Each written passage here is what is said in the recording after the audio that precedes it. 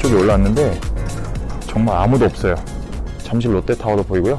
성수동. 지금 여기 앉아서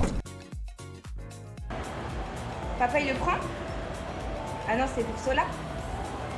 Non, il faut là. C'est Sola, papa, c'est pas toi.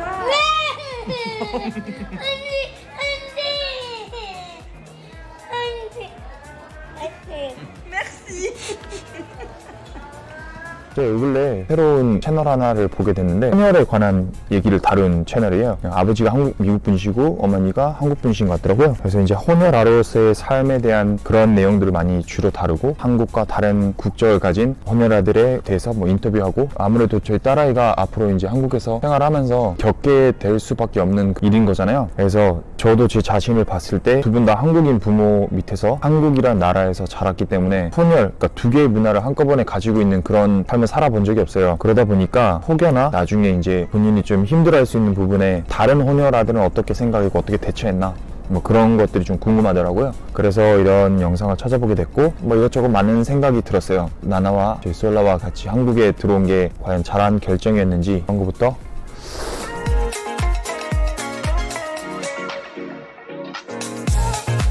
지금 저희가 한국에 거주한 지 한 4년 정도 됐고요.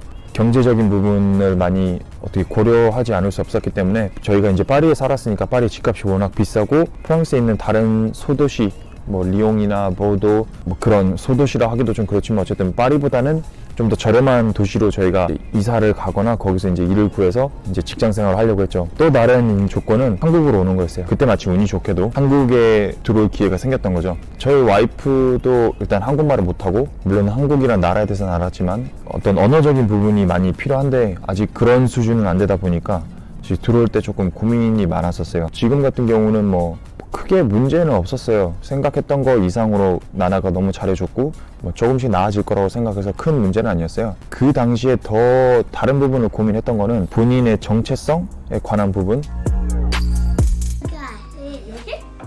안녕하세요. 안녕하세요. 자기 자신을 어디에 속한다고 생각을 할까? 뭐 그런 거 있잖아요. 그러니까 예를 들면 본인이 한국에도 속하지 못하고 프랑스에도 속하지 못한다 라는 생각을 가질까봐 그게 조금 많이 걱정됐었어요. 아무래도 그런 걱정이 많았고요. 솔라는 과연 자라면서 본인을 한국 사람으로 생각할까? 아니면 프랑스 사람으로 생각할까? 혹은 둘 다 속하지 못한다고 생각할까? 그럴 땐 어떻게 해야 되나? 뭐 이런 저의 개인적인 바람은 두 나라 모두 다 본인이 생각하는 자기 나라라고 했으면 좋겠어요. 어떤 선호가 따로 있는 게 아니라 저 영상들 찾아보니까 그런 거 많더라고요. 아이들이 다들 좀 정신적으로나 신체적으로도 미성숙하잖아요. 그러다 보니까 어떤 외적인 부분의 다름을 놀리거나 특히 남자들 같은 경우는 무력을 행사한다든지 뭐 왕따를 당한다든지 뭐 그런 것도 있더라고요. 제가 한국에 들어오려고 결심했던 것 중에 약간 고민했던 게 그런 거 아세요? 파리에 있는 샤르드골 그 공항에 가면 다양성을 되게 많이 볼 수 있거든요. 다양한 인종도 많고 뭐 유럽이기도 하고 예전부터 다문화 이런 게 많이 인정됐던 나라이다 보니까 반면에 한국 인천공항에 도착해 보면 사실 대다수가 한국인들 그러니까 외국인들을 요즘에는 찾아볼 수 있긴 하지만 그래도 뭐 다른 공항들에 비하면 그런 다양성들은 사실 좀 부족하다는 게 많은 거는 사실이거든요. 어딜 갔을 때 사람들의 시선이 너무 아이에게 집중되면 좀 안 좋지 않을까 그런 생각도 많이 했고요. 또 반면에 혼혈 아기들의 아무래도 외모적인 특색이 좀 있다 보니까 독특하게 느껴지고 하니까 더 이쁘다 이런 말씀 많이 해주시는 것 같은데 아이가 너무 어릴 때부터 본인이 이쁘다 최고다 이렇게 알고 자라는 건 정서상 그렇게 좋다고는 저는 생각하지 않거든요. 물론 본인이 본인 스스로에게 아주 만족하고 본인 스스로를 사랑할 줄 아는 마음을 가지는 건 되게 중요해요. 필요 이상으로 남이 그걸 해줄 필요는 없다는 거죠. 스스로를 사랑하는 법을 배우면 되는 거니까. 결론적으로는 사실 그것도 그런 것들이 남에 의해서 좌지우지 되지 않게 저희가 잘 교육을 시키는 게 중요하다고 생각해요. 특히 나나가 이런 좁은 골목들을 너무 좋아하는데요. 이렇게 높은 빌딩에 둘러싸여 있는 곳에서 살다 보면 이렇게 낮고 작은 빌딩들, 하늘이 더 잘 보이는 것 같아요. 더 이런 골목들이 매력적인 게 아닌가 싶기도 하고요.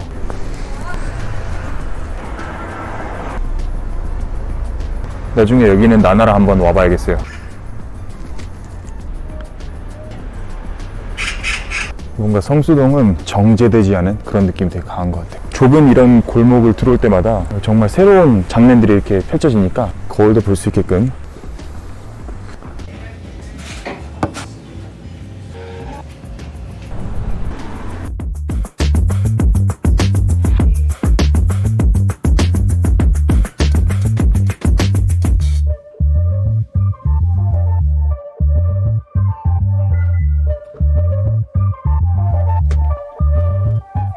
좀 걱정되는 건 나중에 그런 거 있을 것 같아요. 왜 아빠는 동양인이고 엄마는 서양인이야? 약간 이런 것들이 아이한테 나중에 상처가 될까봐 그런 걱정은 좀 있어요. 물론 저희는 한국이란 나라에서 살고 있으니까 저희는 그렇게 다양한 인종이 모여 사는 나라는 아니잖아요. 물론 요즘 같은 세상에는 그런 말 하는 것도 좀 무지한 얘기긴 한데, 일반적으로 저희는 그 한국인, 이스트 에이시안이라고 해야 되나요? 그런 동양계의 외모를 가진 사람들이 대다수로 줄을 이루잖아요. 뭐 유럽 같은 경우는 아니면 미국이나 코케이션이 줄을 이루지만 거기에 정말 다양한 인종들이 많이 섞여 있거든요. 그러다 보니 저희 나라에 있으면은 그런 다양한 인종들 때문에 어떤 인종이 메인스트림이고 어떤 인종은 조금 마이너고 이런 문제는 없단 말이에요. 그러니까 이 얘기를 왜 하냐면, 그 당시에 그 봉준호 감독님께서 하신 인터뷰가 하나 있었는데, 그게 아카데미였나요? 거기서 시상식에서 이런 로컬이란 얘기를 썼었어요.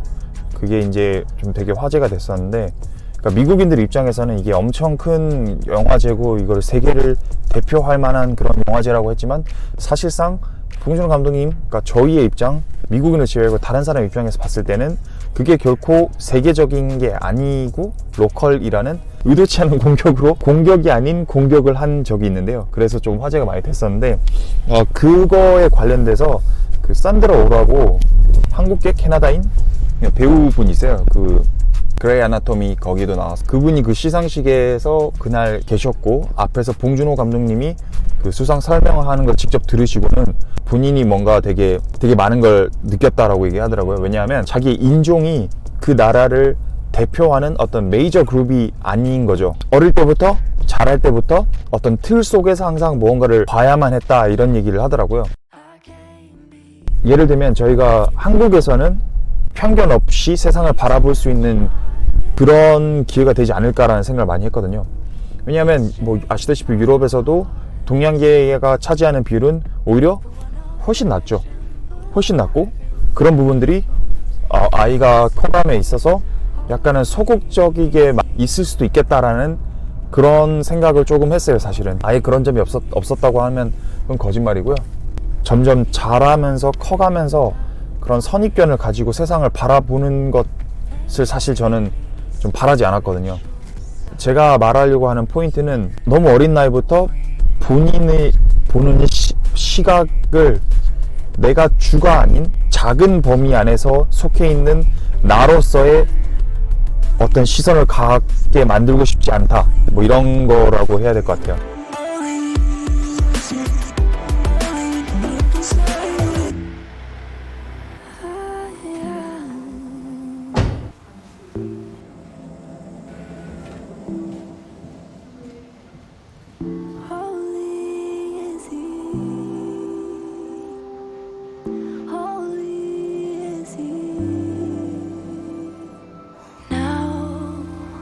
Now that my